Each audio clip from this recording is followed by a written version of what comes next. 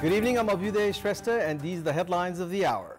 Foreign Minister Naran Kaji Shrestha busy in parleys with foreign ambassadors in recent time, centered on diplomacy of sensationalization rather than rescuing Nepali nationals from the Russian army. Government adopts various mitigation and adaptation plans to deal with climate change impacts. Resource gap hinders climate change activities. Nature of funds to support countries like Nepal a big concern. India to hold a 7-phase general election starting 19th of April next month. Results to be declared on 4th of June. Nearly 970 million people eligible to vote. And Tribhuvan Army lifts the Koshi Province Trophy National T20 Cricket Tournament title, thrashing Karnali Province by 9 wickets. Tritraj Das scores an unbeaten half-century to guide Tribhuvan Army to a comfortable win. An investigation on government irregularities is said to be conducted on former Vice President Nanda Bahadur Pun's son, Dipesh, who was arrested in Kathmandu yesterday. Rupandehi police has detained Dipesh to conduct an investigation on the irregularities concerning Supreme Savings and Credit Cooperative in Rupandehi. 1,730 victims of the cooperative had filed complaints citing irregularities of 830 million rupees. Dipesh is the treasurer of the cooperative. Meanwhile, operator of the cooperative, GB Rai, has been absconding. Prior to this, the chairperson of the cooperative, Om Gurung, and staff Durga Chapagai Pandey had been arrested. Likewise, Bhavishwar Aryal and Kumar Ramtel, who had been arrested in Kaski, have also been taken to Rupandehi to collect their statements. Police have continued their search for GB Rai, who is alleged of investing depositors' money in a media company called Gorkha Media Group.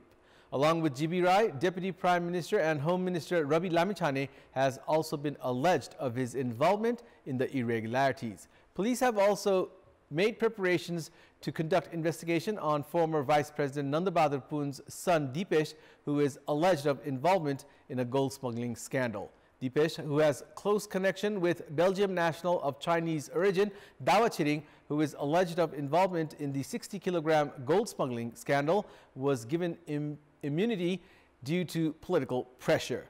A video of Dipesh's brother Jitendra Pun dealing with Chinese gold smugglers has also been made public. Deputy Prime Minister and Minister for Foreign Affairs Naran Kaji Shrestha has been busy in recent time holding parleys with ambassadors from countries including Russia, European Union, China and India.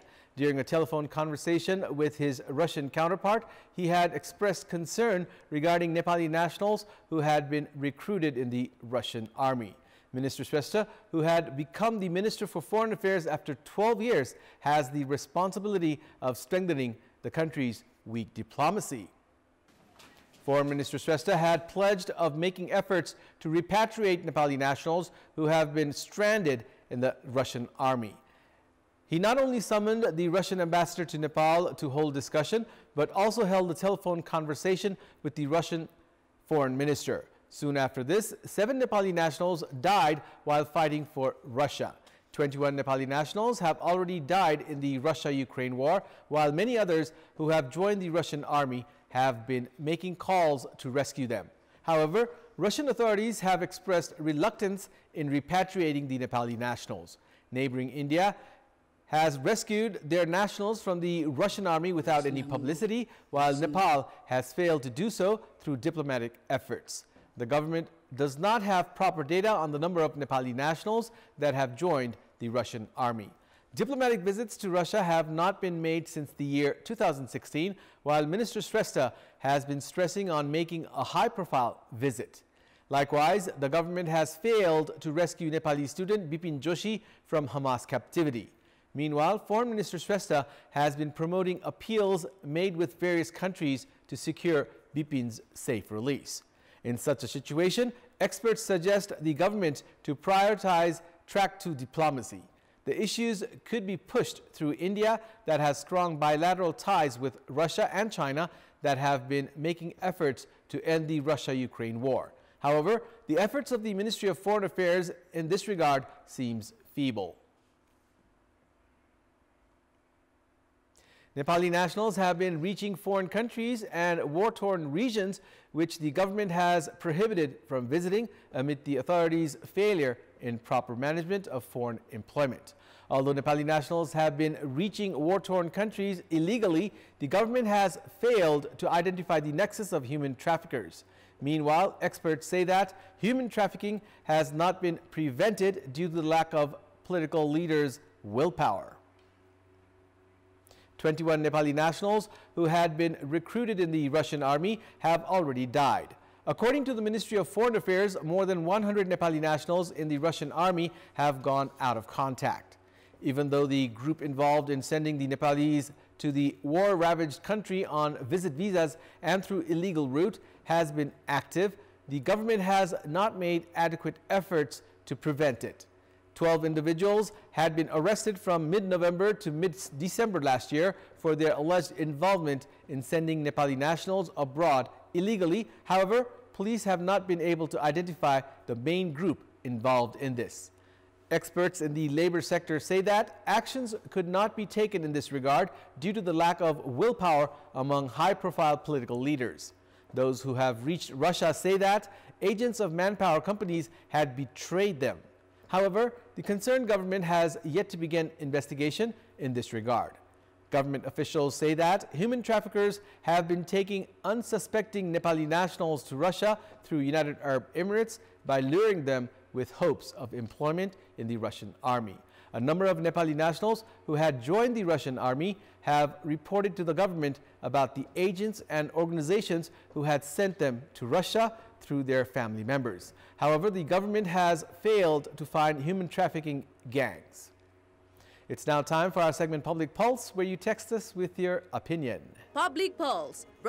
But before that, let's take a look at the results from yesterday's poll. Yesterday, we had asked you, who is responsible for ensuring security in digital transaction? 54% voted for A, banking and financial institutions, 19% for B, digital service providers, and 27% for C, account holders themselves. And here's today's question. Why has the government failed in arresting gangs involved in sending Nepali nationals to foreign countries illegally? Your options are A, not in priority, B, feeble law, and C, agents too powerful. The voting is on. Type NEWS, select your option A, B, or C, and send it to 34001 to share your opinion with us. The Ruling Alliance Partners Task Force has submitted the draft of the government's Common Minimum Program to senior leaders of the 5 parties of the ruling alliance, including the Prime Minister. The 10-member task force submitted the draft to the senior leaders at the Prime Minister's official residence in Balwatar today. Members of the task force have said that preparations are underway to make public the draft this Monday after the leaders study it. They have also said that the 9-page draft that incorporates programs of all the 5 ruling parties includes the implementation of federalism and transitional justice and various other issues of public concern. The task force includes CPN-UML Vice Chairperson Vishnu Paudel and Deputy General Secretary Vishnu Rimal, CPN Maoist Center Deputy General Secretary Duo Barsaman Poon and Janardhan Sharma, Rashtriya Swatantra Party's Vice Chairperson Swarnim Wagle and General Secretary Mukul Thakal, Janata Samajwadi Party's Rajendra Shrestha and Manish Suman, and CPN Unified Socialist Vice Chairperson Pramesh Hamal and General Secretary Ghanshyam Bhushal. In our Public Voice segment today, we have asked people in several provinces regarding their confidence on the inclusion of issues of public concern in the coalition government's Common Minimum Program. Let's take a look at what they had to say.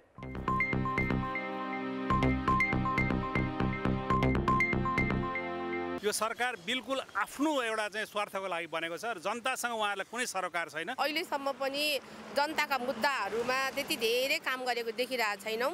त्यसले गर्दाखेरि अब पनि केही हुन्छ भन्ने म आशा छ नि मेरो मलाई विश्वासै छैन। सहकारी पीडितको लागि एउटा न्यायाधिकरणको व्यवस्था गरियो भने चाहिँ यो नीतिगत कार्यक्रमले धेरै सहज कुरा होला। जनताको लागि एउटा पनि इस्यु उठ्छ जस्तो मलाई चाहिँ लाग्दैन। देशको लागि चाहिँ हितको लागि चाहिँ काम हुन्छ जस्तो मलाई लाग्दैन। के चेन्जेस जस्तो आउला त लाग्दैन क्यारे। जनताको चाहिँ पुरानोदेखि लिएर नयाँ सबै किसिमको मुद्दाहरू समस्याहरू चाहिँ समावेश हुने चाहिँ एजेन्डाको रूपमा अघि बढ्ने मैले देखेको छु। जनताका मुद्दाहरूलाई चाहिँ उचित रूपमा र समय सापेक्ष सम्बोधन गर्छन् भन्ने चाहिँ मलाई लाग्दैन। Nepal has the least contribution to greenhouse gas emission, but has been paying the heavier price of climate change. In order to deal with the impacts of climate change, the government has set out various mitigation and adaptation plans, but there is a resource gap to carry out those climate activities. Various international funds and funding mechanisms have been established to support countries like Nepal, but the nature of the funds has been a big concern. More in this report. $80 billion US. That is the minimum of what the Nepal government needs by the year 2050 in order to carry out its short and long-term climate adaptation and mitigation activities. $47.4 billion is required under national adaptation plans, $33 billion under nationally determined contribution. Both these policies aim at disaster risk reduction, reforms in the agricultural, industrial and transportation sector, and cutting down on carbon emission, among many others. The government hopes to fulfill this resource gap by raising around $4.9 billion US internally and the remaining $75 billion from international funds like the Green Climate Fund, Global Environment Facility, Adaptation Fund, and multilateral agencies.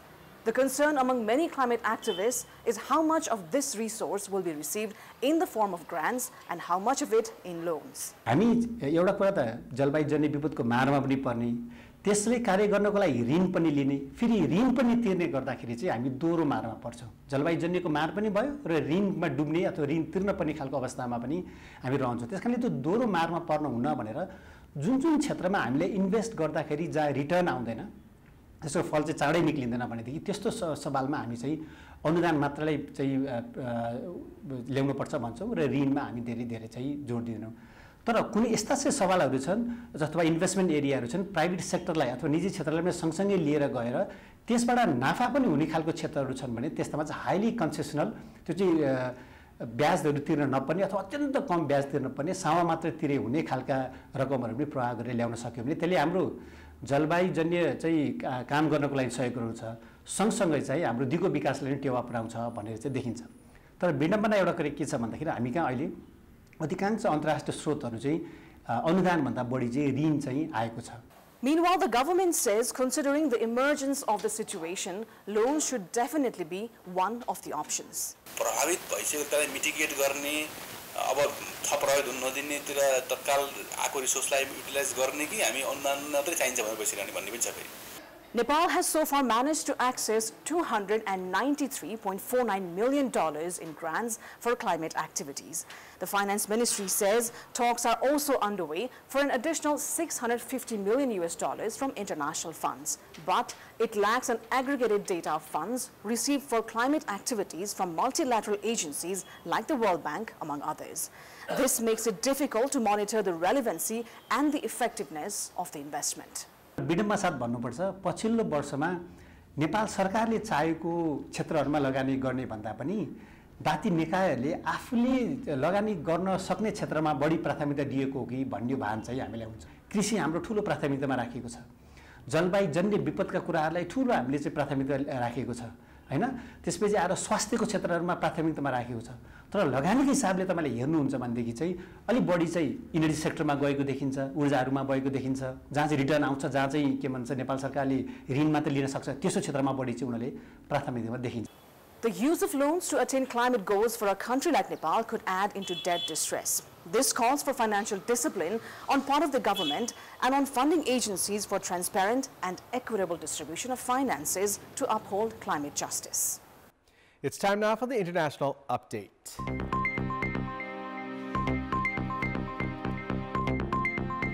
India is scheduled to hold a 7-phase general election starting 19th of April next month, with the results to be declared on 4th of June. The Election Commission of India made the announcement in a news conference in New Delhi earlier today. Nearly 970 million people are eligible to vote according to the poll panel's data, making the election the largest democratic exercise in the world. Prime Minister Narendra Modi is seeking a third straight term in the vote. He will be challenged by an alliance of 24 opposition parties called India, or the Indian National Developmental Inclusive Alliance, led by the Indian National Congress. The alliance, formed last year, has, however, been struggling to stay united and share seats amicably to be able to put up a one-on-one fight against Modi's Hindu nationalist Bharatiya Janata Party BJP.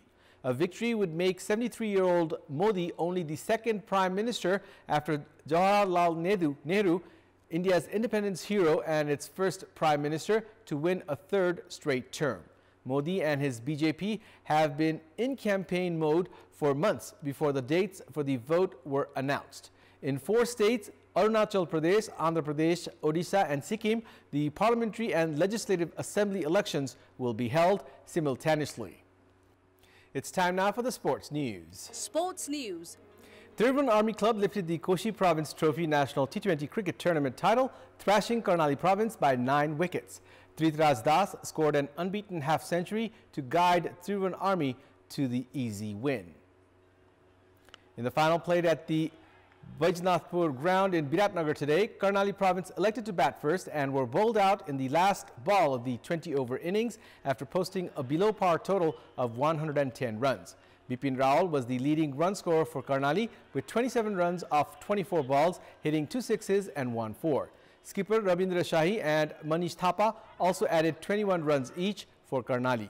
Tritraj Das, Bashir Ahmed, Shabab Alam and Sumit Shrestha all claimed 2 wickets each for Tribhuvan Army, while Pawan Karki also took a wicket. Chasing a victory target of 111 runs, Tribhuvan Army romped home, scoring 112 runs in 12.2 overs, losing only 1 wicket.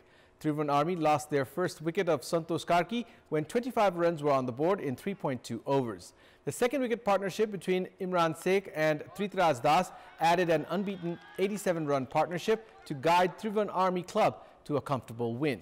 Tritraj top scored with an unbeaten 50. Congratulations to you. Smashing 2 sixes and 5 fours.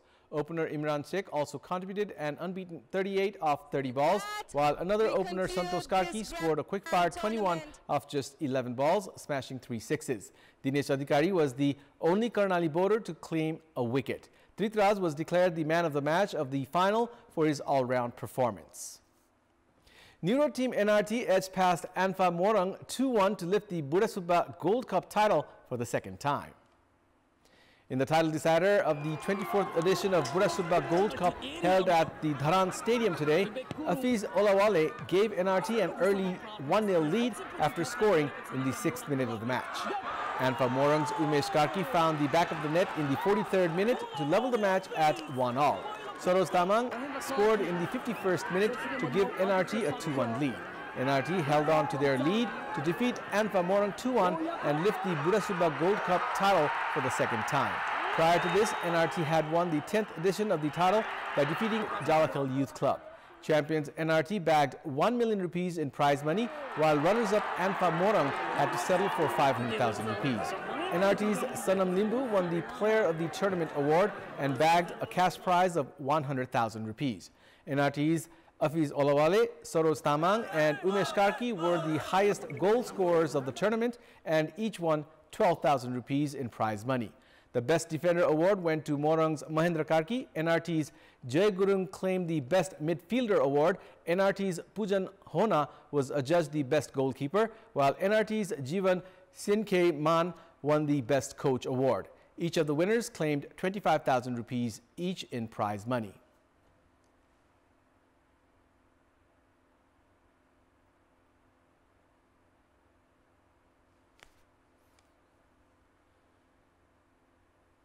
That's all for the moment. Thank you for watching. Good night.